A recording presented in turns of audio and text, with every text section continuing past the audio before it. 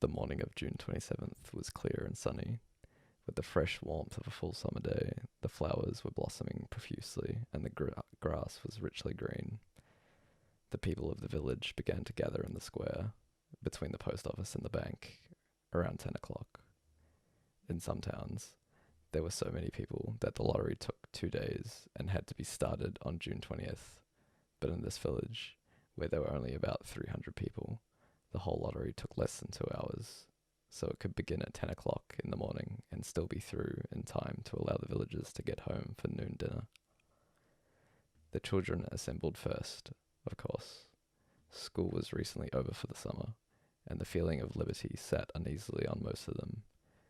They tended to the gathered together quietly for a while before they broke into boisterous play, and their talk was still of the classroom and the teacher, of books and reprimands.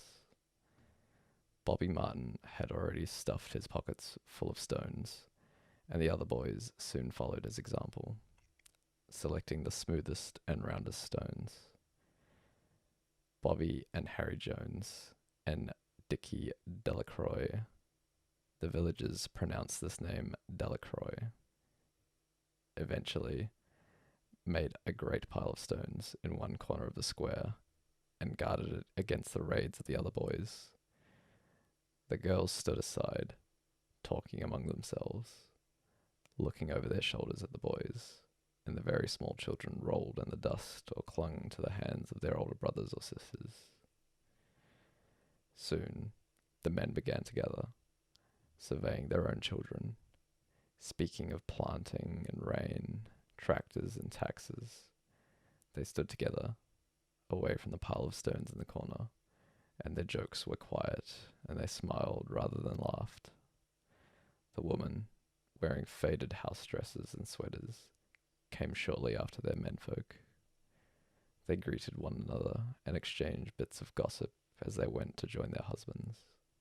Soon, the women, standing by their husbands, began to call to their children, and the children came reluctantly, having to be called 4 to 5 times.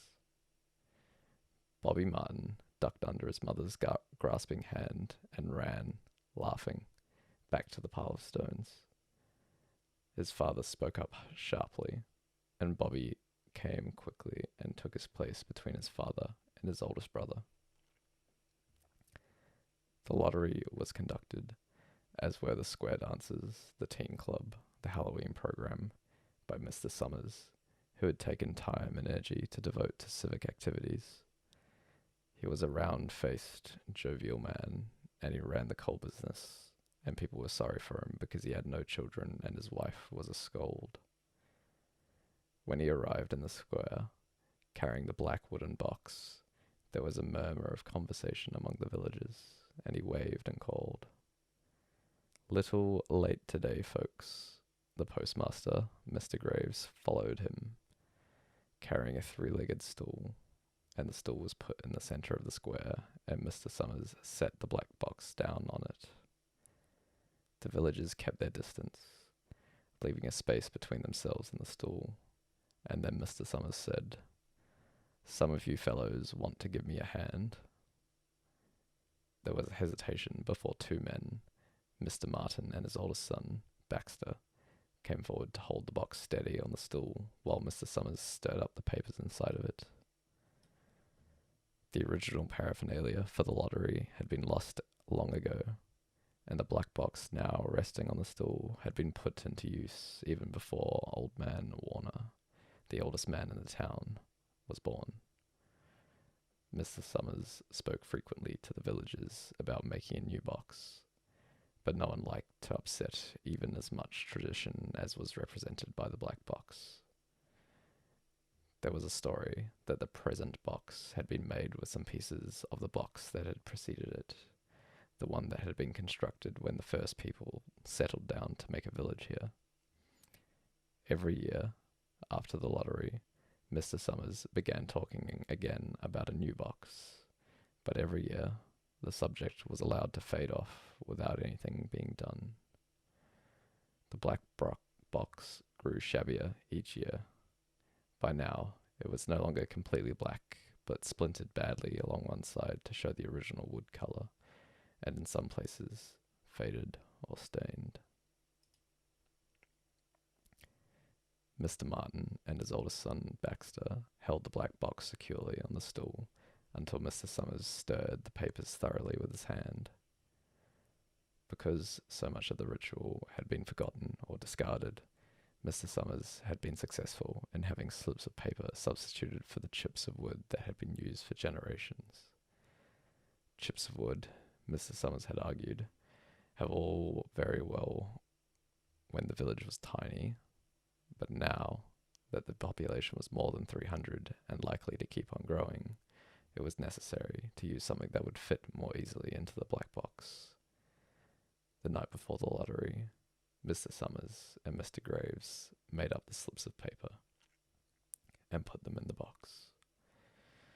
And it was then taken to the safe of Mr. Summers' coal company and locked up until Mr. Summers was ready to take it to the square the next morning.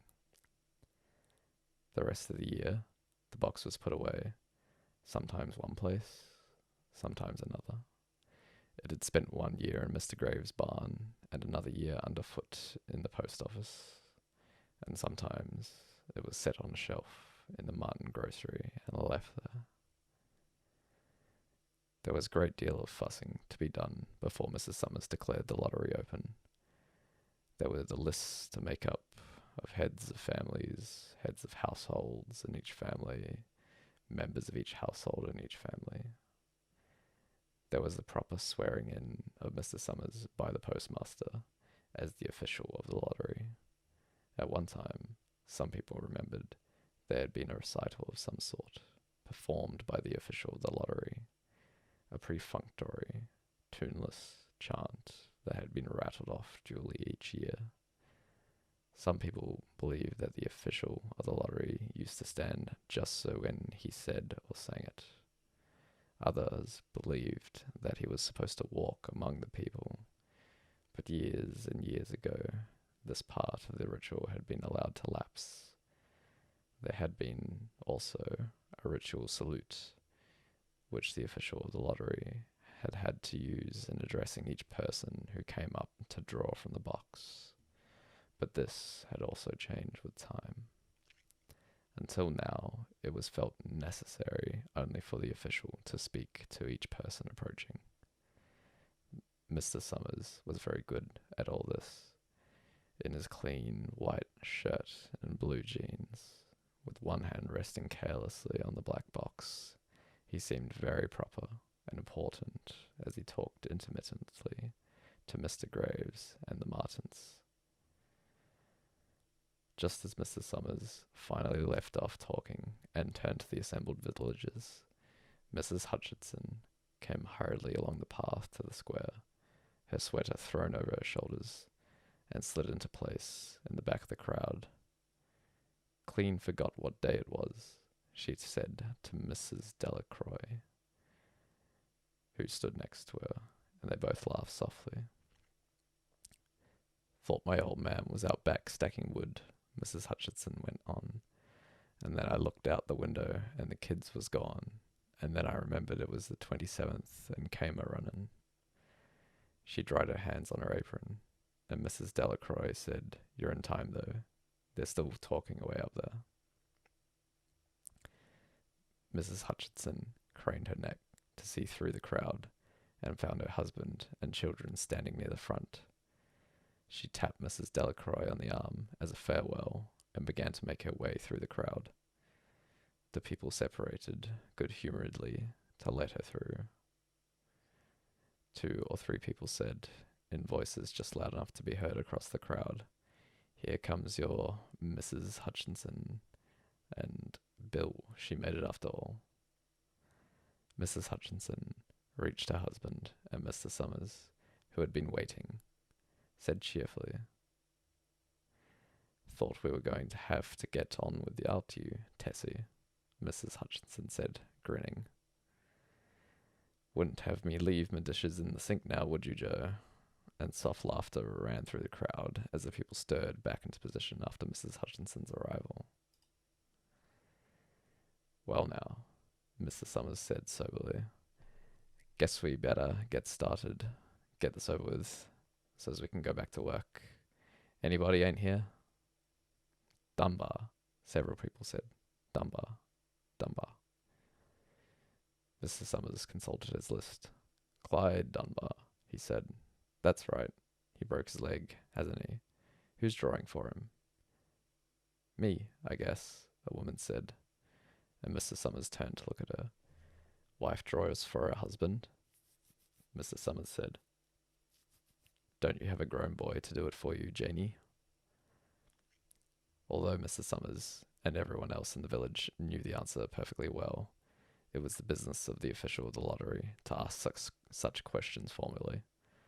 Mr. Summers waited with an expression of polite interest, while Mrs. Dunbar answered.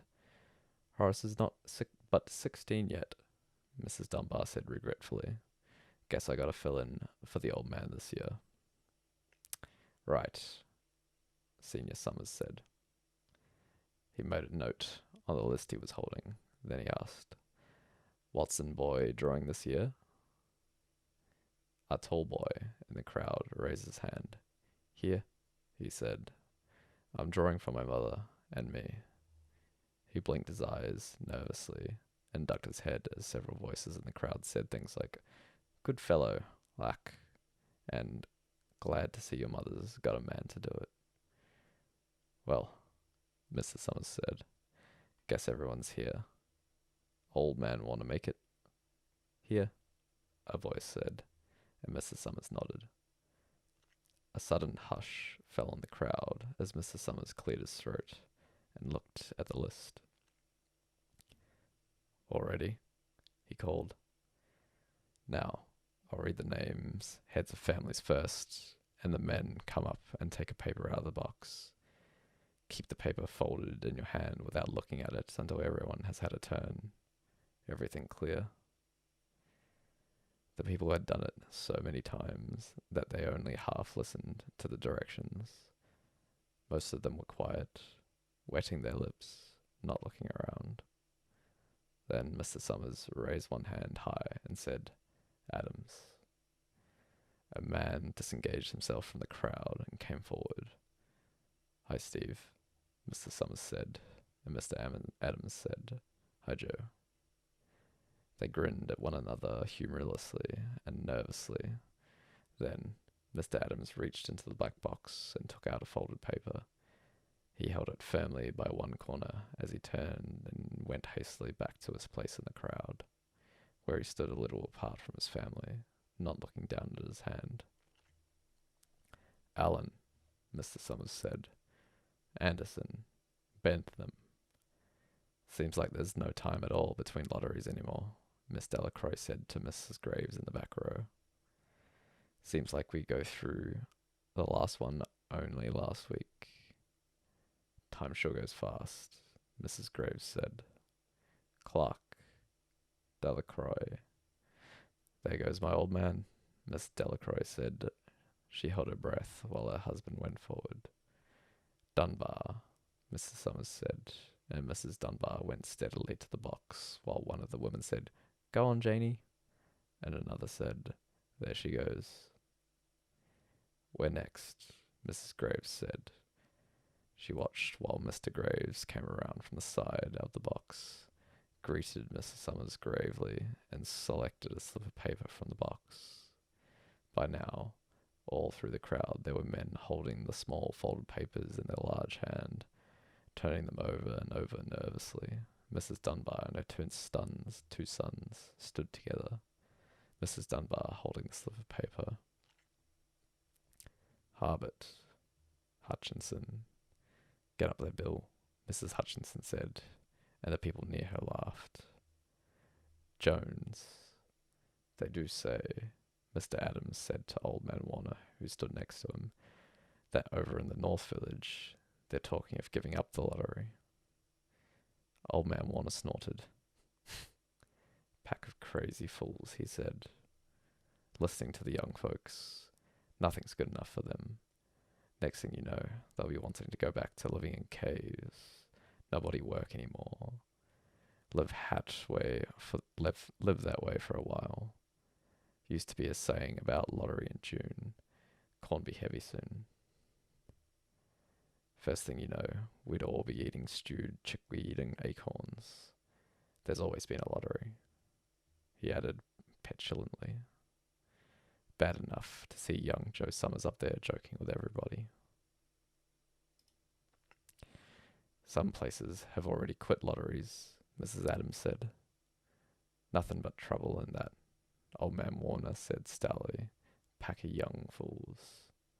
Martin, and Bobby Martin watched his father go forward.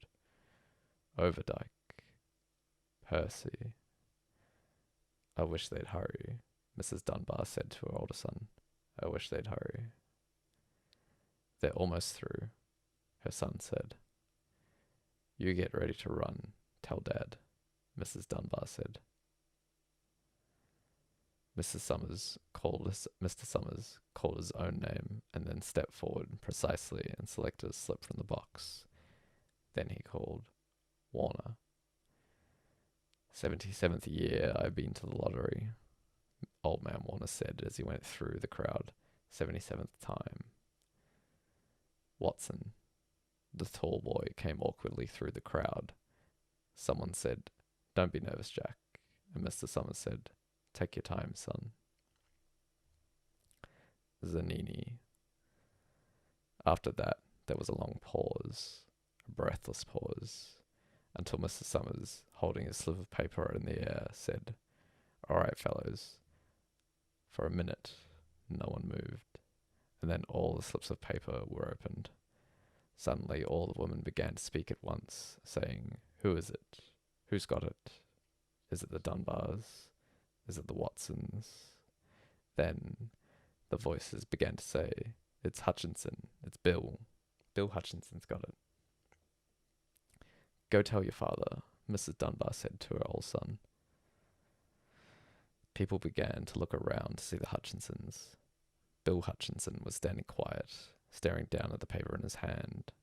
Suddenly, Tessie Hutchinson shouted to Mr. Summers, You didn't give him enough time to take any paper he wanted. I saw you. It wasn't fair. Be a good sport, Tessie, Mrs. Delacroix called, and Mrs. Graves said, All of us took the same chance. Shut up, Tessie, Bill Hutchinson said. Well, everyone, Mr. Summers said. That was done pretty fast, and now we've got to be hurrying a little more to get done in time. He consulted his next list. Bill, he said, you draw for the Hutchinsons family. You got any other households in the Hutchinsons?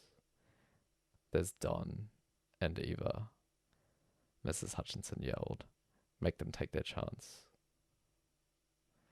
Daughters draw with their husbands' families, Tessie, Mrs. Summers said gently.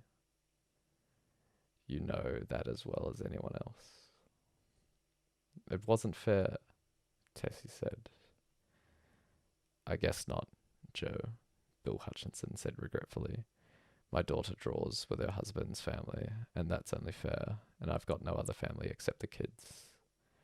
Then, as far as drawing for families is concerned, it's you, Mr. Summers said in explanation. And as far as drawing for households is concerned, that's you too, right? Right, Bill Hutchinson said. How many kids, Bill? Mr. Summers asked formally. 3, Bill Hutchinson said. There's Bill Jr. and Nancy and little Dave and Tessie and me. All right then, Mr. Summers said. Harry, you got their tickets back? Mr. Graves nodded and held up the slips of paper. Put them in the box then, Mr. Summers directed. Take Bill's and put it in. I think we ought to start over, Mrs. Hutchinson said, as quietly as she could. I tell you, it wasn't fair. You didn't give him enough time to choose. Everybody saw that. Mr. Graves had selected the 5 slips and put them in the box, and he dropped all the papers but those onto the ground, where the breeze caught them and lifted them off. Listen, everybody, Mrs. Hutchinson was saying to the people around her. Ready, Bill, Mr. Summers said. and Bill Hutchinson, with one quick glance around at his wife and children, nodded. Remember, Mr. Summers said, take the slips and keep them folded until each person has taken one. Harry, you help little Dave. Mr. Graves took the hand of the little boy, who came willingly with him up to the box. Take a paper out of the box, Davy, Mr. Summers said. Davy put his hand into the box and laughed. Take just one paper, Mr. Summers said. Harry, you hold it for him. Mr. Graves took the child's hand and removed the folded paper from the tight fist and held it while little Dave stood next to him and looked up at him worriedly. Nancy next, Mr. Summers said. Nancy was 12, and her school friends breathed heavily as she went forward, switching her skirt, and took a slip daintily from the box. Bill Jr., Mr. Summers said, and Billy, his face red and his feet overlarge, near knocked the box over as he got a paper out. Tessie, Mr. Summers said. She hesitated for a minute, looking around defiantly, and then set her lips and went up to the box.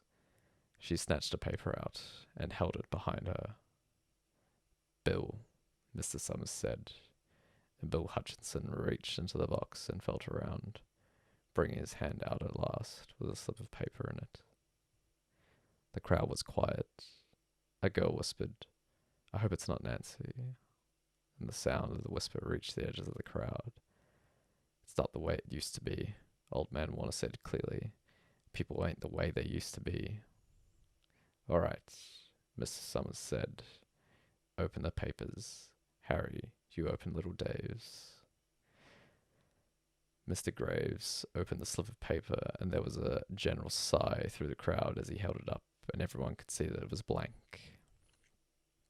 Nancy and Bill Jr. opened theirs at the same time, and both beamed and laughed, turning around to the crowd and holding their slips of paper above their heads. Tessie, Mr. Summers said. There was a pause, and then Mr. Summers looked at Bill Hutchinson, and Bill unfolded his paper and showed it. It was blank. It's Tessie, Mr. Summers said, and his voice was hushed. Show us her paper, Bill. Bill Hutchinson went over to his wife and forced the slip of paper out of her hand. It had a black spot on it. The black spot Mr. Summers had made the night before with the heavy pencil in the coal company office. Bill Hutchinson held it up, and there was a stir in the crowd. All right, folks, Mr. Summers said. Let's finish quickly. Although the villagers had forgotten the ritual and lost the original black box, they still remembered to use stones. The pile of stones the boys had made earlier was ready. There were stones on the ground with the blowing scraps of paper that had come out of the box. Delacroix selected a stone so large she had to pick it up with both hands and turned to Mrs. Dunbar. Come on, she said. Hurry up. Mrs. Dunbar had small stones in both hands, and she said, gasping for breath, I can't run at all. You'll have to go ahead and I'll catch up with you. The children had stones already, and someone gave little Davy Hutchinson a few pebbles. Tessie Hutchinson was in the centre of a cleared space by now, and she held her hands out desperately as the villagers moved in on her. It isn't fair, she said. A stone hit her on the side of the head. Old Man Warner was saying, come on, everyone. Steve Adams was in the front of the crowd of villagers with Mrs. Graves beside him. It isn't fair. It isn't right, Mrs. Hutchinson screamed, and then they were upon her.